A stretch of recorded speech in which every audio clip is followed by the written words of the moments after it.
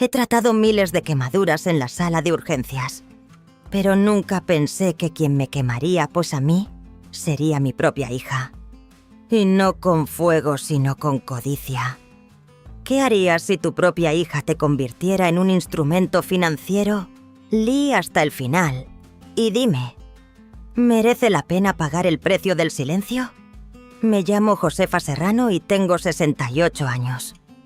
Antes de jubilarme fui enfermera de urgencias durante 33 años. He visto 1000 tipos de dolor, heridas abiertas, huesos destrozados, quemaduras de 3er grado, e incluso a gente que no tuvo tiempo de pronunciar un nombre antes de morir. He sostenido las manos de pacientes moribundos cuando no había nadie más, y he secado la frente de un joven al que acababan de disparar, mientras su novia gritaba en el pasillo. Pero había un tipo de dolor que nunca pensé que tendría que probar, el que sientes cuando la hija que criaste, día a día, te mira como si fueras una molestia.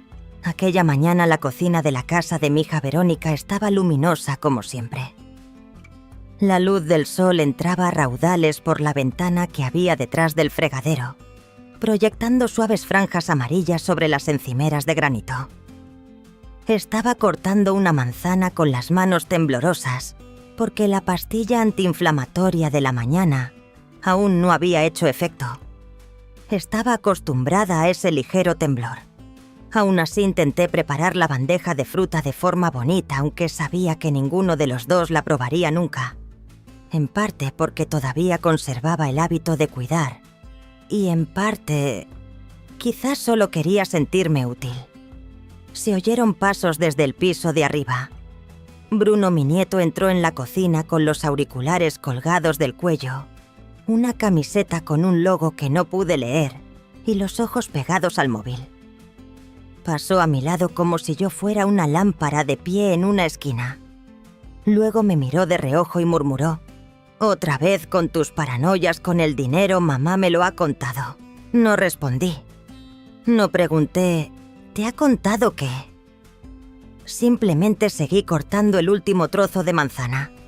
Hacía mucho tiempo que no esperaba una conversación de verdad en esa casa. Unos minutos después entró Verónica. Iba impecablemente vestida como de costumbre, una falda de tubo gris, una blusa blanca impoluta, el pelo recogido en un moño tirante. No me saludó. No me preguntó si había dormido bien. Se dirigió directamente a la mesa del comedor y dejó caer una gruesa carpeta sobre ella. «Esta es tu firma, mamá», dijo con una voz aterradoramente plana. Me sequé las manos en un paño de cocina, me acerqué y cogí la carpeta. Una solicitud de un préstamo bancario. La cantidad 50.000 euros. La prestataria Josefa Serrano. Me detuve en la última página. La firma estaba allí y era muy parecida. Pero conozco mi propia letra. Siempre cruzo la T con una ligera inclinación hacia la izquierda. Esta era perfectamente recta, parecida, pero no era la mía. Levanté la vista. Yo nunca he firmado esto. La expresión de Verónica no cambió, pero sus ojos se entrecerraron ligeramente. Se cruzó de brazos apoyándose en la encimera de la cocina. Sí, lo hiciste. ¿O te has olvidado de que lo hiciste? «O intentas olvidarlo», dijo. «De cualquier manera, ahora soy yo la que carga con esa deuda por ti», dije en voz baja con la voz más tranquila que pude encontrar. «No mientas, Verónica». Esas 3 palabras fue como si hubiera pisado una mina. Verónica se acercó. Su mano se disparó y agarró el cuenco humeante de gachas de avena que había sobre la mesa. Antes de que pudiera reaccionar, me arrojó el contenido hirviendo directamente al pecho. Solté un grito ahogado, no de dolor, sino de conmoción. Las gachas espesas y calientes se pegaron a mi blusa, deslizándose por mi cuello y mi brazo. Retrocedí tambaleándome, golpeándome la espalda contra el borde de un armario. La piel donde las gachas me habían tocado Empezó a arder como 1000 agujas diminutas. El olor empalagoso de la avena y la leche llenó el aire haciendo difícil respirar. Bruno estaba cerca. Se quitó un auricular. Me miró. No se movió. Ni un solo paso, ni una sola pregunta. Verónica no se disculpó. Soltó un suspiro brusco y luego pronunció la frase que nunca olvidaré. Tú no eres quien para cuestionarme. Y ya no eres tú la que manda aquí. Me quedé allí unos segundos. Levanté una mano limpiándome el pegote de avena del cuello. Estaba caliente. Pero el dolor no estaba en la piel enrojecida, estaba en lo que acababa de oír. En lo que acababa de ver. En los ojos de mi propia hija. No discutí. No reaccioné. Simplemente me di la vuelta en silencio y fui al fregadero. Abrí el grifo del agua fría. Puse la mano bajo el chorro. Me palpitaba la muñeca. Pero necesitaba sentir que seguía viva. Nadie dijo una palabra. Nadie se disculpó. Nadie me ayudó a limpiar el desastre. Bruno pasó de largo con los ojos todavía en el móvil. Se encogió de hombros. Siempre eres tan dramática. Me di la vuelta y vi mi reflejo en el cristal de la puerta del horno. Pelo canoso, ojeras por las noches sin dormir y una mancha de avena secándose en el cuello de mi camisa blanca. Ya no era una madre. Era un obstáculo. Una molestia. Un nombre en un papel que querían borrar. Subí a mi habitación sin decir una palabra más. La espalda de mi camisa todavía estaba húmeda por las gachas. El olor empalagoso a leche y avena era una mezcla de insulto y lástima. Caminé lentamente agarrándome a la barandilla de la escalera de madera que Ricardo había construido con sus propias manos, cuando Verónica apenas aprendía a andar. Esa escalera era ahora lo único en esta casa en lo que sentía que podía confiar. Mi habitación estaba al final del pasillo del segundo piso, con la de Bruno a la derecha y un trastero a la izquierda. La llamaban la habitación de invitados, pero yo sabía que ese estatus de invitada se había alargado más de un año. Mi puerta no tenía cerradura, pero no la necesitaba. Las cosas que llevaban mucho tiempo encerradas no estaban detrás de una puerta física. Eran mis cuentas bancarias, mis documentos, mi privacidad e incluso las relaciones externas que una vez tuve. Entré en la habitación e inmediatamente abrí el cajón de la mesita de noche. Ni vendas, ni el pequeño botiquín de primeros auxilios que siempre guardaba allí. Revisé el cajón del armario, luego la caja de madera debajo de la cama. Vacíos.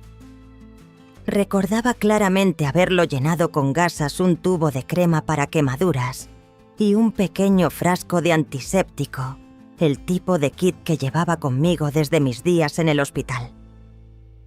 Me senté en la cama con la espalda ligeramente encorvada por el dolor. Fuera la televisión sonaba a todo volumen el sonido familiar de uno de los programas de reformas de Verónica. Recordé la última vez que pregunté por el botiquín. Ella había dicho: «Ya no necesitas esas cosas, mamá. Deja que yo me encargue. Tú solo descansa». La creí. Pensé que era amabilidad. Fui una tonta. Me agaché y abrí mi bolso, el bolso de cuero gris que había usado durante años, donde guardaba mis cosas pequeñas pero esenciales, la cartera, las tarjetas del seguro, las tarjetas del banco y a veces un caramelo de menta por si me bajaba el azúcar. Abrí el compartimento principal. Vacío. El bolsillo lateral también estaba vacío. Ni cartera, ni una sola moneda.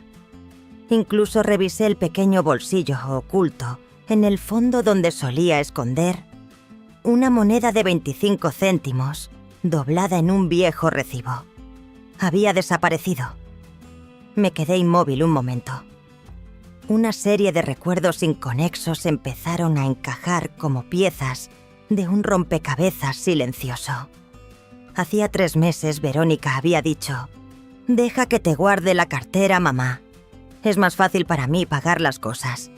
Todavía tienes mal la cadera, no deberías llevar cosas pesadas». No le di importancia. Acababa de operarme de la cadera y todavía iba con muletas. Me sentí aliviada de no tener que preocuparme por el papeleo de poder descansar. Luego vinieron los impuestos. Siempre había hecho mi propia declaración con más meticulosidad que la mayoría. Pero este año Verónica dijo: «Ya los hago yo. Tú no entiendes de todas estas cosas nuevas por internet». De nuevo asentí. Sentía que ya no estaba tan lúcida como antes. Y ella era mi hija, la que traje al mundo sin epidural, porque el hospital estaba desbordado. Bruno había usado una vez mi tarjeta para comprar un teclado nuevo. Sonrió y dijo: «Tampoco es que la uses nunca». Solo pude suspirar. Me levanté en silencio y abrí el tercer cajón de la cómoda, donde guardaba mi viejo cuaderno de cuero marrón, el que usaba para las listas de la compra antes de jubilarme. Lo saqué. Una fina capa de polvo cubría el lomo. Pasé a las últimas páginas. Mi letra sin duda. Anotaciones dispersas. Diciembre. Compré medicación para el corazón, transacción 72 €. Pero el banco muestra un cargo de 300 €. Bruno cogió la tarjeta de Amazon. Pedido de 189 €, no preguntó. Netflix. Perfil extraño llamado Busy. ¿Quién?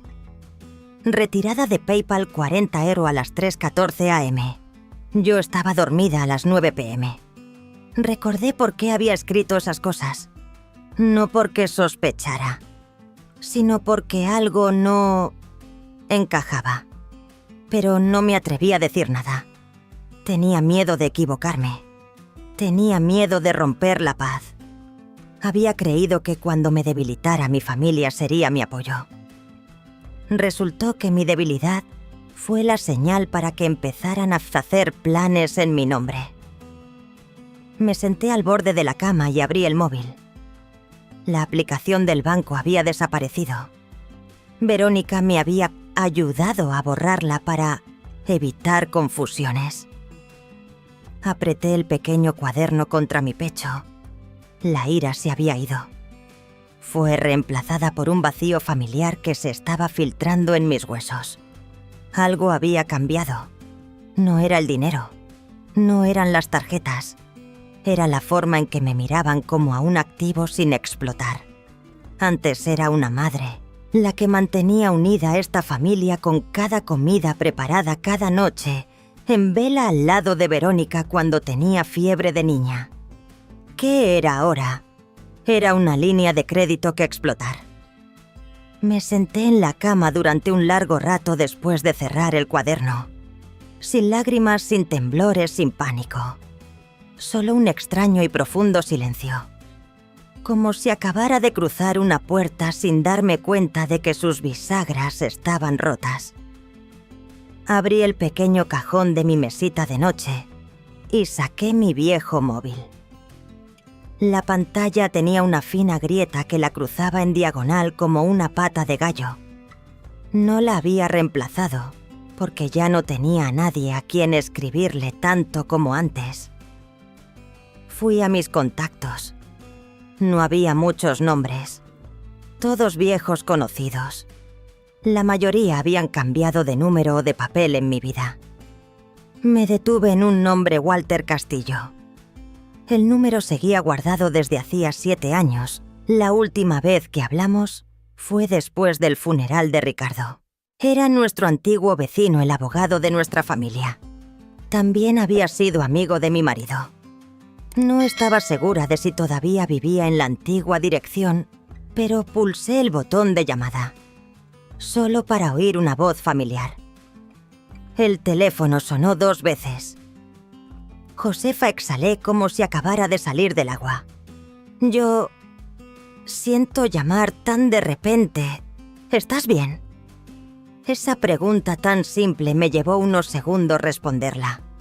No porque estuviera emocionada, sino porque hacía mucho tiempo que nadie me la hacía como a un ser humano, no como a una partida en una hoja de gastos. No lo estoy, pero lo estaré. Si puedes ayudarme a salir de aquí, voy para allá. La llamada terminó. Me quedé mirando la pantalla oscura y luego me levanté. Todavía me dolía la cadera y la mancha de las gachas de la mañana aún me escocía ligeramente bajo la camiseta de algodón. Pero no me importaba. Me iba. Y esta vez no pensaba avisar. Cogí la pequeña maleta del armario, la que conservaba de mi último viaje con Ricardo a Oporto. Estaba polvorienta pero no rota. Abrí el armario y doblé algunas prendas, 2 rebecas, unos cuantos pijamas de algodón y un chal que Ricardo me había regalado por Navidad. Fui a la esquina del tocador y cogí la foto de nuestra boda. Una foto antigua, yo con un vestido blanco de manga larga, Ricardo a mi lado sonriendo tan ampliamente que se le arrugaban los ojos. Saqué la foto del marco y la metí en la maleta. Añadí la Biblia que Ricardo había dejado, la que había guardado bajo mi almohada durante 20 años. No porque fuera devota, sino porque contenía algunos trozos de papel donde él había escrito recordatorios para que me cuidara. Estaba cerrando la cremallera de la maleta cuando oí pasos fuera. Bruno estaba apoyado en el marco de la puerta con el móvil en la mano. ¿A dónde vas? ¿Te vas de viaje?, preguntó con una sonrisa burlona desprovista de cualquier preocupación real. No respondí. Solo le eché un vistazo y me di la vuelta. Sabía que no necesitaba una respuesta. Solo preguntaba para sentir que tenía el control. Bajé la maleta por las escaleras. Verónica estaba en el sofá con los ojos pegados a la tele. Estaban echando un programa de reformas con el volumen tan alto que ahogaba el sonido de las ruedas de mi maleta sobre el parqué. No me miró. No preguntó a dónde iba. No dijo ni una palabra. Me detuve en la puerta de entrada. Antes de girar el pomo miré hacia atrás. Seguía mirando la televisión. Observé su espalda perfectamente recta sin un solo movimiento. Lo único vivo en aquella casa era la risa alegre del presentador del programa. Giré el pomo. Nadie me detuvo. Nadie me retuvo. Nadie dijo vete, porque probablemente pensaron que no podría llegar muy lejos. El coche azul pálido de Walter estaba aparcado en la calle. Salió en cuanto me vio. Llevaba la misma vieja chaqueta caqui y sostenía una pequeña bolsa de papel. Con cuidado. ¿Todavía te molesta la cadera?, preguntó. Me quedé helada. No estaba llorando, pero si decía una cosa más, temía no poder contenerme. ¿Cuánto tiempo había pasado desde que alguien me preguntaba por mi cuerpo? No como un formalismo, sino con genuina preocupación. Solo asentí levemente. Me abrió la puerta del coche y metió la maleta en el maletero. No hablamos mucho durante el trayecto. Me senté en el asiento del copiloto mirando por la ventana.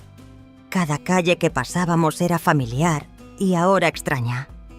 El supermercado, la iglesia con la cúpula blanca, el parque de la esquina donde Ricardo solía llevarme los fines de semana por la tarde.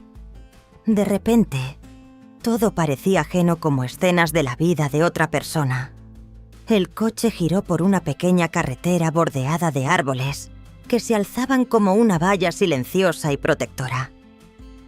Un momento después vi una verja de hierro verde pálido, con un sencillo letrero encima, pinares dorados. Residencia para una vida independiente.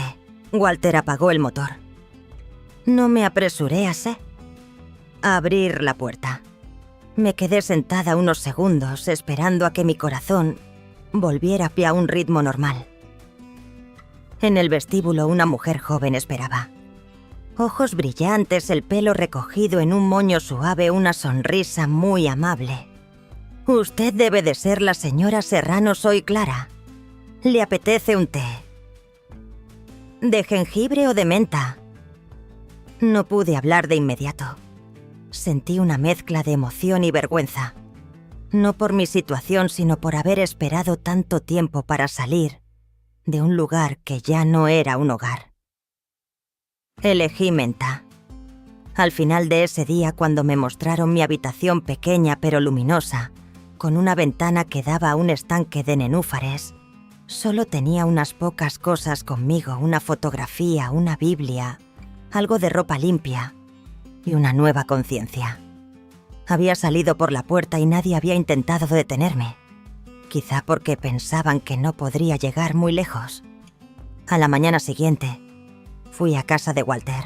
Estaba tal y como la recordaba de cuando Ricardo vivía una casa de una sola planta, pintada de un beige pálido, con un tejado de tejas marrones y una maceta con geranios rojos floreciendo en el porche.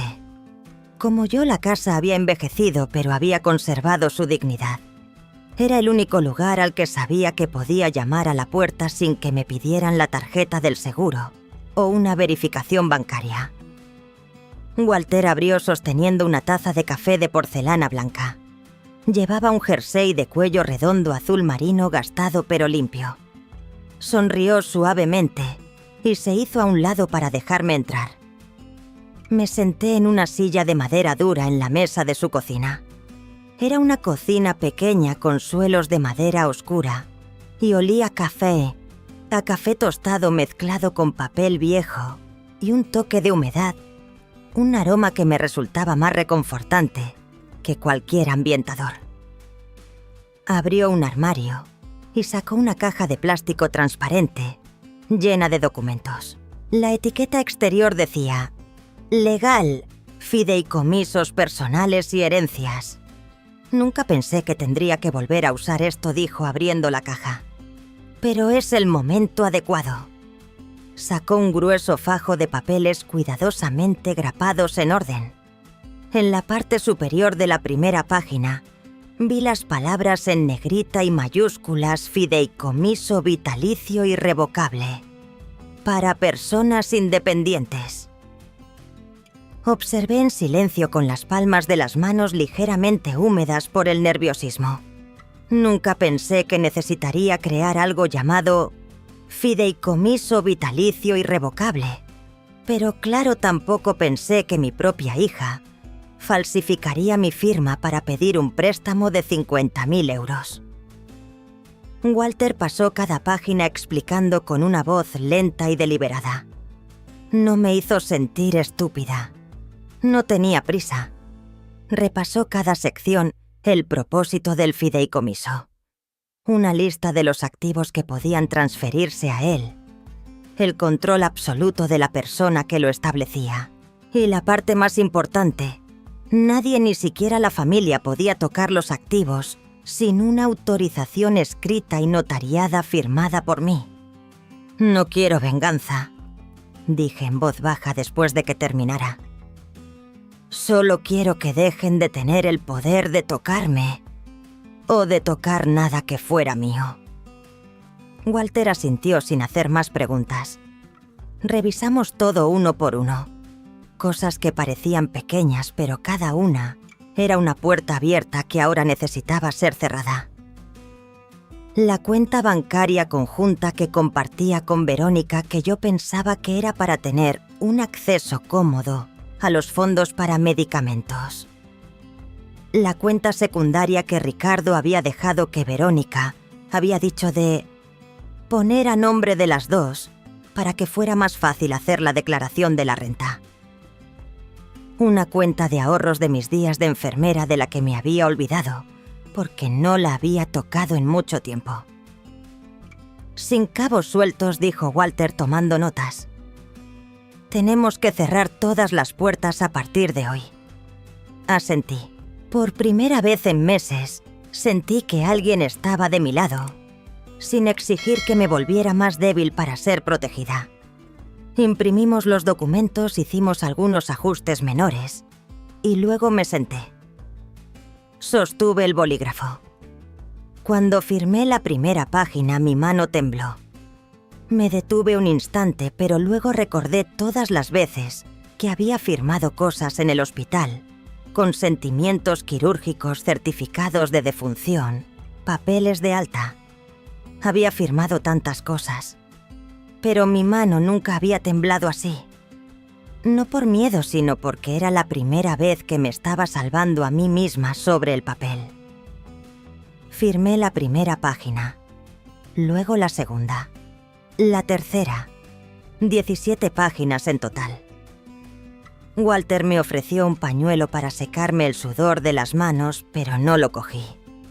Quería sentir la frialdad del papel y la tinta para recordar que esto no era un sueño. Dobló el expediente, lo metió en una carpeta de tapa dura con un cordel. Me sentí no más fuerte, pero algo dentro de mí se había restaurado. Un sentimiento que no había vuelto en mucho tiempo el control. Al levantarme toqué la superficie de la mesa de madera. La veta era áspera, tan familiar como la piel humana. Dije, hacía mucho que no me sentía como yo misma, como en urgencias. Estresante, pero con la cabeza clara, como si todo estuviera en mis manos, no en las de otro. Walter sonrió sin decir nada. Éramos viejos, no necesitábamos elogios huecos. Solo necesitábamos saber que el otro entendía. Cogí mi bolso y caminé hacia la puerta. El viento arreciaba fuera. Las hojas se esparcían por el porche. Miré el cielo gris pálido y pensé, no hace falta gritar para que te respeten. A veces todo lo que se necesita es el documento adecuado firmado en el momento adecuado. No estaba devolviendo la quemadura. Estaba revocando su poder para volver a quemarme. Nunca pensé que vería a mí y a mi hija al otro lado de una puerta. No la de una casa, sino la gruesa puerta de cristal de un lugar llamado Centro de Vida Independiente. Suena amable, pero en realidad es un lugar al que la gente va cuando ya ha pasado la cima de la colina. La única diferencia era que yo entré aquí por mi propio pie. No me empujaron, no me forzaron. Lo elegí yo. Aquella mañana estaba sentada en la pequeña sala de lectura de la planta baja. La sala era silenciosa, con suelos de madera pulida, olor a papel viejo y una luz suave que se filtraba por las altas ventanas que iban del suelo al techo. Una novela de la que ni siquiera había llegado a la página 10 descansaba en mi regazo. Llevaba mis gafas de leer, pero no estaba concentrada. Mis ojos estaban fijos en el gran panel de cristal que daba a la recepción, por donde vi entrar a Verónica. Llevaba un traje gris de aspecto caro, lápiz de labio rojo brillante, tacones negros, y agarraba una carpeta tan gruesa como un expediente judicial. Un joven la seguía, pelo engominado, corbata azul oscuro, claramente un abogado. No miró a su alrededor. No estaba nerviosa. No había ni una sola expresión de una hija que visita a su madre. Se dirigió directamente al mostrador de recepción. Marta Gil, la jefa de seguridad de Pinares Dorados, una mujer de unos 50 años, que actuaba como guardiana aquí, se levantó en cuanto los vio. Inclinó la cabeza educada, pero firme. «Buenos días. ¿Puedo preguntar si tienen una cita?» Verónica soltó una risita del tipo que le había visto usar con las enfermeras en la consulta del dentista, falsamente amistosa pero llena de desprecio. «Soy la hija de la señora Serrano», dijo, enfatizando la palabra hija. Marta no se inmutó. Independientemente del parentesco, requerimos el consentimiento de nuestros residentes. Y la señora Serrano ha elegido no recibir visitas fuera de su lista autorizada esta semana. Verónica frunció el ceño y sacó un sobre de su carpeta. Se lo tendió a Marta. «Esta es la documentación que certifica que mi madre se encuentra en un estado de deterioro cognitivo. Estoy aquí para ejercer mi derecho de tutela». Pude ver cómo su mano temblaba ligeramente al ofrecer el sobre. No por la emoción, sino por la ira de que la detuvieran. No esperaba que le negaran la entrada en el umbral. No me levanté de mi silla. Simplemente saqué con cuidado un pendrive del bolsillo de mi chaqueta y se lo di a Clara, la joven recepcionista que estaba cerca. Le susurré: «Dáselo a Walter o a Marta. Está todo ahí». Clara asintió y salió de la sala. No necesitaba una confrontación. Ya me había preparado. En ese pendrive había una grabación de audio que había guardado hacía 4 meses. Verónica estaba hablando por teléfono con el Banco Santander y yo estaba casualmente de pie, justo detrás de la puerta de la cocina, donde la oí decir con toda claridad: «Esa no es su firma, pero soy su tutora legal. Puedo encargarme». Esa frase estaba guardada en mi móvil. Walter me había ayudado a extraer el archivo de audio y a editarlo para dejar solo el fragmento esencial. Marta abrió su ordenador y conectó el pendrive. No pude oír el audio, pero vi cómo cambiaba la expresión del abogado. De sereno a defensivo, luego de defensivo a silencioso. Verónica, sin embargo, no se daría por vencida fácilmente. Conozco a mi hija. Podía argumentar para salirse con la suya en cualquier situación. Pero esta vez vi cómo apretaba los puños, su rostro se sonrojaba y sus labios se apretaban en una fina línea. No porque se sintiera agraviada, sino porque le habían visto la jugada demasiado pronto. A ninguno de los dos se le permitió dar un paso más. Marta dijo algo en voz baja, pero de forma definitiva. Verónica se dio la vuelta no en silencio, sino con rabia. Pude oír el taconeo seco de sus zapatos sobre el suelo de piedra. Bruno no estaba con ella ese día. Me di cuenta. Esta vez la familiar sombra larguirucha no seguía a su madre. No había miradas esquivas. Quizá, solo quizá, estaba empezando a ver que algo iba mal. No me sentí victoriosa. No me sentí engreída. No quería gritar: «Lo sabía». Simplemente me sentí vacía. Vi a Verónica marcharse con su pelo rizado, todavía recogido en un moño pulcro de ejecutiva. Pero para mí seguía siendo la niña que tenía miedo a la oscuridad, que solía meterse en mi cama a las 3 de la mañana, porque había tenido una pesadilla en la que la abandonaban. Yo solía ser el lugar al que corría. Ahora era la barrera que quería derribar. Clara volvió y se sentó a mi lado poniendo una mano suave sobre la mía. «¿Está bien, Josefa?» asentí. No hacía falta decir nada más. No necesitaba que nadie me dijera que tenía razón. Solo necesitaba saber que no estaba loca, ni senil, ni invisible. Me levanté y me arreglé el cuello del jersey. Salí de la sala de lectura y caminé por el pasillo, por donde el sol entraba a raudales a través de las largas ventanas. Alguien dijo una vez: «El hogar es el lugar donde cuando tienes que ir, tienen que acogerte». Lo creí durante toda mi vida, pero hoy lo vi claro. Ella fue una vez la niña tía, la que cantaba para dormir cada noche. Ahora era solo una persona que me quería fuera de su vida, pero que quería quedarse con mi cuenta de ahorros. El sábado por la mañana me desperté más temprano de lo habitual. El sol no había salido del todo, pero me había acostumbrado a este horario de sueño inquieto desde que dejé la casa de Verónica. A mi edad ya no duermes profundamente, especialmente cuando tu mente todavía está tratando de ordenar los escombros. Me puse la Rebeca, me preparé una taza de menta póleo y abrí la puerta con la intención de dar un paseo por el jardín trasero. Pero algo yacía en el suelo justo fuera de mi habitación. Un sobre de color crema con un borde azul pálido, sin remite, sin sello, claramente entregado en mano. En el anverso decía «Mamá», con una escritura familiar y redondeada. Me quedé quieta un momento. Clara, la recepcionista de la mañana, pasaba por allí. Me vio sosteniendo la carta y preguntó: ¿quiere que se la abra? No parece exactamente amistosa. Negué con la cabeza con una leve sonrisa. Gracias, querida, pero puedo manejarlo. Llevé la carta a mi habitación. Dejando el té, abrí un cajón y saqué un par de guantes de látex azul, una costumbre que había mantenido desde mi operación de cadera el año pasado.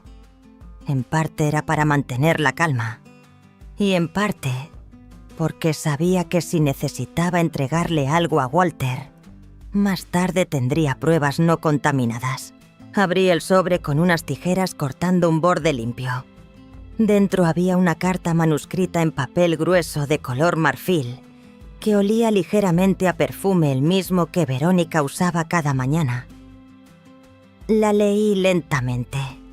Mamá, sé que no soy perfecta. Sé que te he hecho daño y quizá... Me exalté un poco, pero solo intentaba proteger a nuestra familia. Has vivido lo suficiente como para saber lo cruel que es el mundo. ¿De verdad crees que a esa gente de Pinares Dorados le importas? Solo quieren tu mensualidad. Todavía puedes volver a casa. No es demasiado tarde. Pero si continúas con este ataque, si eliges confiar en gente como Walter por encima de tu propia hija, entonces tendré que usar el poder que tengo para evitar que todo se desmorone. La familia o los tribunales. Tú eliges. Exhalé una respiración larga y lenta. Mi corazón no se aceleró. Ya no. Saqué el resto del contenido del sobre. Había 3 adjuntos. Una fotocopia de una escritura de transmisión de la propiedad de la casa, con una firma en la parte inferior. Se parecía en un 98% a la mía, pero la cruz de la T era perfectamente recta, no inclinada como siempre la escribía. Sabía a ciencia cierta que nunca había firmado eso. Nunca. Un certificado que confirmaba un diagnóstico de deterioro cognitivo irreversible, sellado con el nombre de un doctor Adrián Gallardo. Recordaba ese nombre. Un antiguo compañero de Verónica de la Facultad de Medicina. Una vez le preparé la cena cuando vino a estudiar. Una pequeña nota manuscrita con una sola línea. No te conviertas en un titular. Todavía te estoy dando una opción. No sentí ira. No sentí vergüenza. Y no sentí miedo. Sentí claridad. Claridad sobre lo que Verónica estaba haciendo. Claridad sobre la narrativa que intentaba construir, una en la que yo era el personaje frágil y senil, para que ella pudiera intervenir como la que asume la responsabilidad, protegiendo a su madre de sí misma. Me levanté y encendí la lámpara de mi escritorio. Con cuidado fotografié cada página con mi móvil, anverso y reverso. El sobre también.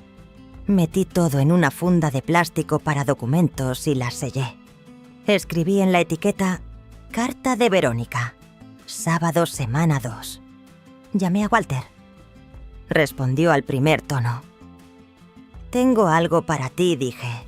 Necesitamos que examinen la firma y quizá traer a un perito calígrafo.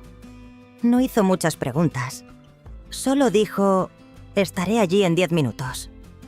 Cuando Walter llegó, ya estaba esperando en la sala de té común con la funda de documentos. Se sentó frente a mí. Éramos viejos amigos, no necesitábamos muchas palabras. Le entregué la funda y le conté en voz baja cada detalle, cómo abrí la carta, los guantes, los adjuntos. Él asintió, abrió la funda y examinó cada página. Enviaré esto a un perito calígrafo forense. Y creo que es hora de remitir esto a los servicios sociales para adultos. Ahora tenemos un patrón de evidencia muy claro. Asentí. Sin ira, sin rabia, solo una sensación fría y concentrada, como si estuviera de vuelta en urgencias, Cuando alguien se desangraba, no podías permitirte temblar. Primero coses, después tiemblas. Walter cogió el certificado médico. Soltó una risa seca. Gallardo. Este tipo de connivencia. Verónica está jugando un juego muy arriesgado. No me reí. Solo dije... No se disculpó. Lanzó un ataque preventivo. Pero yo sigo en pie. Y tengo un expediente. Estaba regando las plantas de mi pequeño balcón en Pinares Dorados cuando sonó mi teléfono. Era Walter. Rara vez llamaba por la mañana a menos que fuera realmente urgente. Me sequé las manos en la toalla de tela que colgaba de mi silla y contesté. Acabo de recibir algo. Tienes que ver esto, dijo yendo directo al grano. Un correo electrónico interno. Un archivo filtrado de un viejo amigo de los servicios sociales. Tenemos un problema más grande de lo que pensábamos. No pedí detalles. No lo necesitaba. Nos reunimos en la pequeña oficina del centro comunitario. Walter tenía su portátil. Giró la pantalla brillante hacia mí. En ella había un documento PDF con la tenue marca de agua de la Consejería de Sanidad. El título era Crudo solicitud de ingreso involuntario. Caso: Josefa Serrano. Solicitante: Verónica Serrano Gómez. No sentí que la sangre se me subiera a la cabeza, ni mi corazón latió con fuerza. Solo hubo una extraña sensación de desapego, como si me estuviera observando desde arriba viendo a una anciana catalogada bajo riesgo de comportamiento incontrolable, con su nombre, mi nombre listado en tinta negra en una pantalla. Walter señaló la sección de notas clínicas. La paciente exhibe signos de paranoia leve. Ha sido observada hablando sola en público. Zona del jardín. Demuestra desorientación en asuntos financieros y rechaza la asistencia legítima de su hija biológica. Informe médico del psiquiatra Adrián Gallardo, licencia profesional no verificada. Releí la línea sobre hablando sola en público y lo recordé de inmediato. Fue la mañana en que estaba en el jardín, recitando poesía. Estaba leyendo un poema de Antonio Machado, el mismo que solía leerle a Ricardo cuando estaba en su cama de hospital. Hablaba en voz baja, no había nadie alrededor. Solo yo, el viento y las rosas. Pero Bruno me había visto. Incluso se había reído y dicho: «¿Está recitando algún conjuro, abuela?». Ese día pensé que estaba bromeando. Ahora lo entendía, cada palabra que decía, cada acción que realizaba, estaba siendo documentada. Para construir un caso. Tragué el nudo que tenía en la garganta. Fecha de la solicitud, pregunté con los ojos todavía fijos en la pantalla. Walter hizo zoom en la esquina superior derecha. Fecha 3 de febrero. Busqué en mi memoria y entonces caí en la cuenta. Ese fue el día en que Verónica me llevó a comer a la pequeña trattoria cerca de su casa para celebrar la recuperación de mamá de la operación de cadera. Ese día llevaba un jersey de color crema, un lápiz de labios claro, pidió por las 2 y me dijo que dejara la cartera en el coche. No necesitas llevar nada pesado. La creí. En mi diario incluso había anotado 3 de febrero, comida con Verónica. Estuvo más amable hoy. Parecía menos estresada. Ahora lo sabía, no era más amable. Solo estaba finalizando el papeleo. Respiré hondo y volví a mirar a Walter. ¿Estás seguro de que esto es real? Es de su sistema interno.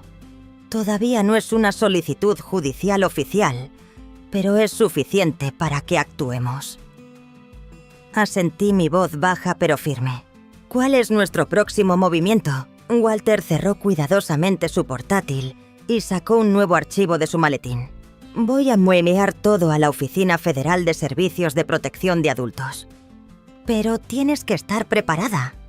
Tenemos que demostrarles que esto no es un malentendido entre madre e hija, es un patrón deliberado de abuso legal y financiero. Lo entendí. Ya no veía a Verónica como mi hija. Ahora era una persona que intentaba borrarme de la existencia, no matándome sino haciéndome legalmente inexistente.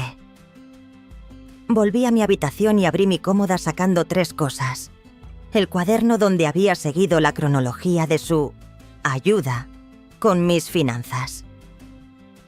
Una copia del extracto bancario que mostraba retiradas sospechosas mientras estaba en el hospital. El archivo de audio de su llamada telefónica con el banco, la parte en la que admitía: no es su firma, pero soy su tutora, puedo encargarme. Walter lo revisó y asintió levemente. Añadí una línea más en mi cuaderno: 3 de febrero, el día que me di cuenta de que una comida gratis podía costarte tu capacidad legal. Trabajamos en silencio durante más de 1 hora. Cuando levanté la vista, el sol se había vuelto duro. Los brillantes rayos se inclinaban a través de la ventana, haciendo que todo en la habitación pareciera más claro.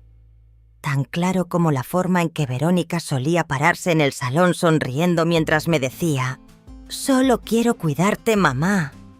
En aquel entonces la creía. De verdad que sí. Pero ahora, mirando la solicitud de ingreso, la firma falsificada y la evaluación psiquiátrica de un médico que no parecía existir en el colegio de médicos, sabía una cosa con certeza. Solía pensar que mi hija solo quería el control. Ahora sabía que quería reemplazarme. Nunca me han gustado los viernes. Después de que Ricardo falleciera, los fines de semana solo hacían que el vacío se sintiera más grande. La sensación de que todo el mundo tenía un lugar a donde ir, una mesa llena para reunirse, mientras yo era una silla extra en un mundo que estaba poniendo la mesa sin mí. Pero ese día no estaba pensando en el día de la semana. Solo estaba sentada en silencio en la biblioteca de Pinares Dorados, con Elena Morales. Elena fue la primera amiga que hice aquí, aguda e ingeniosa con el pelo blanco, pero una voz que todavía conservaba la autoridad de una mujer que una vez dirigió un departamento de contabilidad entero, sin levantarla jamás. Estaba releyendo una carta de Ricardo, la única que dejó, y que nunca tuve el valor de abrir, mientras todavía estaba en la vieja casa. Contenía una sola frase: si alguna vez llegas a un punto en el que no te sientas tú misma, no intentes volver atrás, camina hacia adelante. Creí que por fin entendía lo que quería decir. Un alboroto en el vestíbulo nos hizo levantar la vista a Elena y a mí. A través del grueso cristal reflectante, vi a Verónica. Esta vez llevaba un vestido rojo brillante, no un burdeo sofisticado, sino el rojo crudo de una campaña política. Tenía los ojos sombreados por ojeras, pero el delineador estaba meticulosamente aplicado. Agarraba un iPad y un montón de papeles. Bruno la seguía con la capucha puesta, la cabeza gacha, las manos metidas en los bolsillos. Verónica no esperó mucho para empezar. «Exijo ver a mi madre. Esto es una violación de mis derechos familiares». Habló lo suficientemente alto como para que la gente del segundo piso la oyera. El ambiente en Pinares Dorados solía ser tan tranquilo como una biblioteca. Una sola voz elevada era como un grito en un bosque. Marta Gil, la jefa de seguridad, salió de detrás de su escritorio. Marta no era una persona intimidante. Era pequeña, con el pelo corto, y siempre hablaba como si estuvieras haciendo una consulta amistosa en lugar de una discusión. Pero una cosa que aprendí rápidamente aquí: Marta hablaba en voz baja, pero nadie la contradecía jamás. Se acercó con los ojos fijos en Verónica, su voz tranquila. La residente ha presentado una directiva de no contacto. Le pedimos que respete su decisión. Verónica dio otro paso adelante con los labios apretados en una fina línea. Soy su hija. Tengo derechos. Marta retrocedió medio paso y simplemente señaló el tablón de políticas junto a la puerta. Era corto. Una línea: nadie, incluida la familia, puede entrar sin el consentimiento expreso del residente. Elena me miró y susurró: «¿No estás temblando?». Negué con la cabeza, mi voz tan suave como el humo. «He sobrevivido a un incendio. Esto es solo viento». Permanecí sentada. No aparté los ojos del cristal. Vi a Bruno mirar, su mirada se encontró con la mía por una fracción de segundo. No había odio, ni defensa de su madre. Solo un reconocimiento silencioso. Luego se dio la vuelta y se marchó sin decirle una palabra. Verónica se quedó allí un momento, con las manos agarrando los papeles. «Solo está montando un espectáculo. ¿Cree que este lugar es una fortaleza? No estás perdiendo, mamá. Solo te estás escondiendo». Seguí sin reaccionar. Elena me puso una mano ligera en el hombro. No hacían falta palabras. No estaba perdiendo. Tampoco estaba ganando. Estaba manteniendo mi posición. Clara entró en la sala desde la recepción y me puso una taza caliente de menta poleo al lado, sin decir una palabra.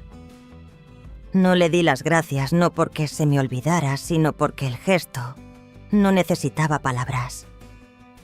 Ella sabía que lo necesitaba. Yo sabía que me lo merecía. Cogí la taza sintiendo el calor extenderse por mis palmas. No quemaba, no picaba, solo era cálido. Una sensación que pensé que nunca volvería a encontrar. Miré por el cristal una última vez. Verónica se había ido. El césped estaba vacío. Ni un alma a la vista. «Por fin», susurré. «Soy yo la que recibe el servicio. No necesitaba que mi hija me cuidara. No necesitaba un regalo de disculpa. No necesitaba la compasión de nadie. Solo necesitaba una taza de té en el momento adecuado y una puerta que permaneciera cerrada cuando no era bienvenida».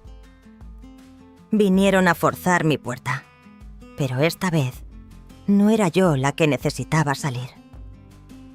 Vinieron un miércoles por la mañana. El cielo estaba despejado, el aire fresco. Lo recuerdo porque Elena acababa de darme una ramita de lavanda del jardín comunitario y yo estaba organizando mis cuadernos, los que escribía cuando no podía dormir. Walter me había enviado un mensaje de texto antes. «Estarán aquí en 15 minutos. Mantén la calma. No tienes que responder a nada con lo que no te sientas cómoda». Aparecieron dos personas sin uniformes, sin armas visibles, sin placas brillantes como en las películas. Pero sus ojos eran inconfundibles, los ojos de gente que había visto demasiadas mentiras y buscaba la verdad en los espacios tranquilos de una habitación silenciosa. Se presentaron brevemente, eran de la Unidad de Investigación de los Servicios de Protección de Adultos. Uno se llamaba Tomás, la otra Carla. Tomás llevaba un maletín de cuero. Carla sostenía una grabadora digital. Se sentaron frente a mí y Walter en la sala de té privada de pinares dorados, la que solía usar para leer por las tardes. Pero hoy no había té, ni galletas. Solo papeleo. Abrí mi portadocumentos de cuero marrón y puse su contenido sobre la mesa. El cuaderno que había guardado durante más de un año, lleno de notas manuscritas, fechas, horas, gastos inusuales y comentarios, que una vez encontré extraños pero que no me atreví a cuestionar. Extractos bancarios impresos de registros antiguos, antes de que Verónica lo pasara todo a digital. Tenía notas manuscritas en cada línea. «No es mi transacción día de mi hospitalización». O PayPal 3:17 AM. ¿Quién retiró esto? La carta manuscrita de Verónica, la que terminaba con la amenaza de que debía volver a casa o enfrentarme a los tribunales, junto con la escritura fotocopiada con la firma falsificada. La solicitud de ingreso involuntario, el documento que Walter había recibido de su fuente interna. Tenía mi nombre y la firma del psiquiatra, el Dr. Gallardo, un nombre que nunca me había conocido. Y finalmente el archivo de audio de la llamada de Verónica con el banco. No es su firma, pero soy su tutora, puedo encargarme. Carla cogió cada artículo organizándolos en pilas ordenadas. No dijo nada. Solo asentía de vez en cuando como si no quisiera romper su propia concentración. Tomás me miró sin prisa con voz baja. ¿Puede decirnos por qué guardó registros tan meticulosos? Mucha gente en su situación no es capaz de hacerlo. Lo miré directamente a los ojos. Al principio pensé que me estaba volviendo loca. No podía creer que mi propia hija hiciera algo tan engañoso. Escribía las cosas porque tenía miedo de estar recordando mal. Pero ahora sé que era mi memoria protegiéndose a sí misma. No respondió. Solo asintió como si marcara una casilla A en su propio manual de psicología mental. Walter proporcionó otro documento, una declaración jurada notariada que confirmaba mi verdadera firma para compararla con la falsificación en la escritura que Verónica había enviado. Carla la tomó y la colocó cuidadosamente en una carpeta. Nadie gritó. Nadie golpeó la mesa. Nadie me preguntó si estaba enfadada. No hubo lágrimas. Pero hubo un momento en que Carla dijo casi en un susurro: «No es la primera señora, pero es la primera en tener todas las pruebas listas de esta manera». Me quedé en silencio. No feliz, no herida. Pero una pequeña voz en mi cabeza susurró: no lo estaba imaginando. Tenía razón en sospechar. La reunión terminó después de aproximadamente una hora. Antes de irse, Tomás me miró y dijo: «Nos pondremos en contacto pronto. Y puede que necesitemos una declaración formal». Walter asintió en mi nombre. Lo esperaba. Yo permanecí quieta. El sentimiento no era de alivio, era como finalmente dejar una piedra pesada después de llevarla a la espalda durante tanto tiempo que no me había dado cuenta de cuánto me había encorvado. 2 semanas después, Walter me llamó. «Tenemos noticias oficiales», dijo. Verónica y Bruno estaban bajo investigación penal. 3 cargos: abuso económico a persona mayor, falsedad documental, intento de tutela fraudulenta. No hubo esposas, ni policía llamando a la puerta en mitad de la noche. Pero hubo papeleo. Hubo un expediente. Estaba la ley emitiendo su juicio. Miré la copia de la notificación de investigación que me envió por correo electrónico. El nombre completo de mi hija estaba en la primera línea. Al lado había un número de caso largo y frío.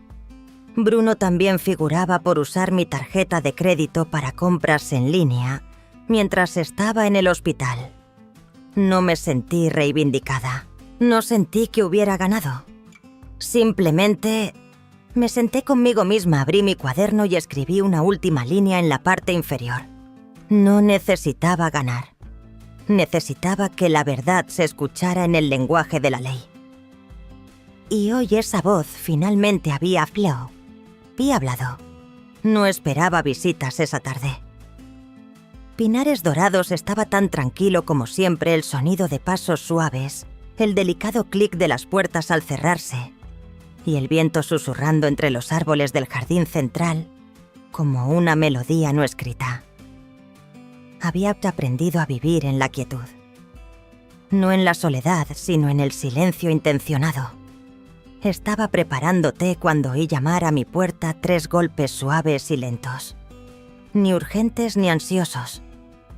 La abrí y vi a Bruno, sin capucha, sin auriculares al cuello. En su lugar yo llevaba una sencilla camisa de botones, unos vaqueros ligeramente desgastados y sostenía una bolsa de papel marrón. Estaba erguido, su mirada no era esquiva como la última vez que lo vi en el vestíbulo, el día que Verónica montó una escena. ¿Puedo pasar un minuto?, preguntó con voz queda. No dije nada. Simplemente me hice a un lado para dejarlo entrar. Entró y miró alrededor de la pequeña habitación que ahora llamaba hogar. No era lujosa, pero era cálida. Nos sentamos en la pequeña mesa de té. Eché más agua caliente en la tetera sin necesidad de preguntar qué quería Bruno. Recordaba que solía beber solo menta poleo, porque no es amarga como las otras. Me entregó la bolsa de papel. Dentro había un trozo de papel ligeramente arrugado. En él había un dibujo a lápiz, un paisaje del jardín trasero de la vieja casa conmigo, sentada en el banco de madera, el pelo recogido en un moño, sosteniendo un cuaderno. Lo encontré en un viejo cuaderno de bocetos, dijo sin mirarme directamente. Tú me enseñaste a dibujar ese rincón. ¿Recuerdas a Sentí? No he venido a pedir nada, continuó Bruno. Solo quería decir que ahora lo entiendo. Al menos, creo que estoy empezando a hacerlo. Lo miré durante un largo momento. Sin sonrisas, sin lágrimas. Simplemente serví más té en su taza. No necesitas disculparte, dije, mi voz tan ligera como el vapor que se elevaba de la taza. Pero no dejes que te conviertas en alguien que finge gratitud como tu madre. Asintió, esta vez no rápidamente.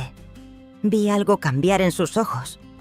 No un arrepentimiento de guión de Hollywood, sino un despertar silencioso del tipo que surge de permanecer fuera del silencio el tiempo suficiente para entender que no significa debilidad. ¿Y tu padre?, pregunté, no por entrometerme, sino porque genuinamente quería saber quién había estado al margen todos estos años. Bruno soltó un suspiro. Él no está involucrado. Se desentendió desde el principio. Al principio le envió mensajes a mamá, pero después de que todo salió a la luz, se quedó en silencio. Supongo que para él es más fácil ser un espectador. No me sorprendió. La gente piensa que quien te hiere es quien actúa.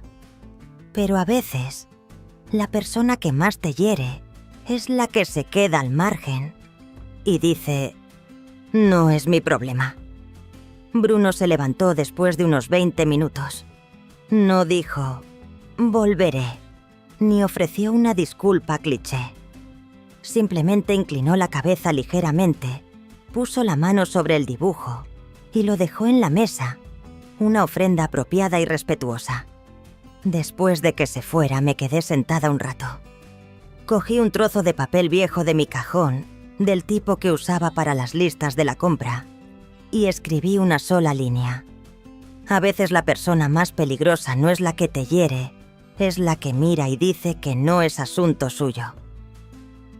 Esa noche no encendí las luces tan pronto como solía. Dejé que la última luz del día llenara la habitación, proyectando un resplandor sobre el dibujo que Bruno había dejado. No me sentí triste. Tampoco me sentí reconfortada. Simplemente me sentí en paz. No porque Bruno volviera, no porque se demostrara que tenía razón, sino porque ya no necesitaba esa validación para saber quién era. Saqué mi diario y escribí la última entrada del día. No perdono, pero estoy dejando que otros empiecen de nuevo fuera de mi vida. Luego cerré el libro. Serví más agua caliente.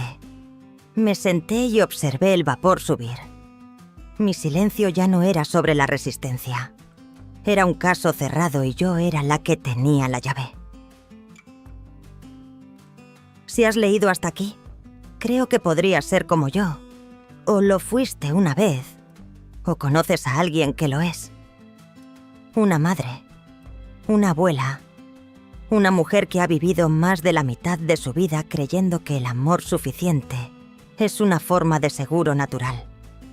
Que si eres amable, si te sacrificas por tus hijos, si mantienes la paz y no pides nada, Nunca serás traicionada. Yo solía creer eso. Hasta que me di cuenta de que algunas heridas no vienen de extraños. Vienen de las mismas personas que una vez se sentaron en tu regazo de niños, que te llamaban con mami, con ceceo y lágrimas falsas. Luego crecen y empiezan a decir cosas como: «Tú solo descansa, mamá. Deja que yo me encargue». O «No tienes que preocuparte por nada». Y crees que es amor. Pero no toda la ayuda es para ti. Algunas cosas llevan la máscara de la responsabilidad, pero son de hecho una ocupación. Es como la gente te saca de sus vidas, paso a paso, documento a documento, frase a frase, hasta que ya no puedes tomar una sola decisión por ti misma. No escribo esta historia para quejarme ni para exigir justicia para mí. La escribo porque sé que hay muchísimas mujeres mayores, de 55 años, viviendo en hogares que creen que son su santuario, pero que se han convertido en una jaula invisible. Quizá tus finanzas están siendo gestionadas por tus hijos. Quizá tu nombre está siendo usado para ayudarte mientras te arrebatan tu libertad. Quizá vives en una pequeña habitación al final del pasillo, escuchando la televisión a todo volumen, mientras nadie pregunta si hoy estás cansada. Quiero que sepas, no estás sola, no estás confundida, no eres débil. Solo necesitas que una persona te crea. Una voz, una carpeta de archivos, una puerta que se abre en la dirección opuesta. Me costó mucho tiempo entenderlo. El silencio no es resiliencia, no, si te hace desaparecer. También pensé que no tendría la fuerza para levantarme. Pero la verdad es que las mujeres como nosotras, que criamos hijos, que mantuvimos familias enteras unidas con nuestras propias manos, somos mucho más fuertes de lo que la mayoría de la gente piensa. Si estás leyendo esto, espero que te hagas una pregunta. ¿Sigo siendo yo quien toma las decisiones en mi propia vida? Y si la respuesta es no, por favor, no te quedes en silencio. Documéntalo. Guárdalo todo. Habla con un abogado. Escríbele a un amigo. Llámate a un teléfono de atención al maltrato a personas mayores. Llama tú a la puerta de un centro cívico. Encuentra a tu propio Walter. Porque la dignidad no tiene límite de edad. Y la autonomía no es algo que debas perder en los últimos años de tu vida. Si mi historia te ha conmovido, aunque sea un poco, por favor, deja unas palabras en los comentarios. ¿Has estado alguna vez en una situación similar? ¿Conoces a alguien que haya sufrido en silencio? ¿O simplemente quieres enviar una palabra de aliento a mujeres como yo, que están aprendiendo a valerse por sí mismas de nuevo? Por favor, comparte. Nunca se sabe, tus palabras podrían ser la luz para alguien que todavía está perdido en la oscuridad. Gracias por escuchar. Y si hoy necesitabas un recordatorio, sigue siendo valiosa aunque nadie lo diga. Y tu voz todavía puede cambiar el resto de tu vida.